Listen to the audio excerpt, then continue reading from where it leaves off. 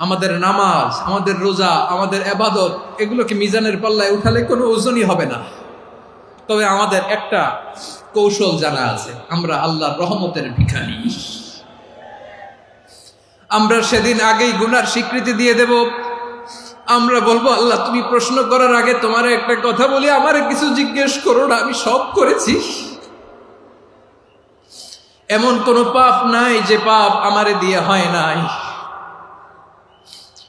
তোমার রহমত দিয়ে তুমি জান্নাতে পাঠাবা, তোমার দয়ায় জান্নাতে যেতে চাই, আমল দিয়ে না। পারবেন বলতে? কিয়ামতের দিন আমরা বলবো, আল্লাহ আমার আমল দিয়ে জান্নাত চাই না, আমি তোমার দয়া দিয়ে জান্নাত চাই। তোমার দয়া ছাড়া আমার কোনো উপায় নাই। কারণ আল্লাহ যদি বিচার করে, বাঁচার কারো উপায় নাই। আল্লাহ যদি বলে ফেলেন তুই এটা করলি কেন, ওখানে গেলি কেন, কোরআনে 1000 বার নিষেধ করলাম তারপরেও এই পাপে জড়ালি কেন, এরকম প্রশ্ন ছুড়ে দিলে আমার উত্তর আছে? বাঁচার কোনো উপায় আছে? আপনার আমল দিয়ে জান্নাতে যাবেন? কি দিয়ে যাবেন? আল্লাহর দয়া দিয়ে। আল্লাহর রহম আর দয়া ছাড়া কেউ জান্নাতের চেহারাও দেখতে পাবে না।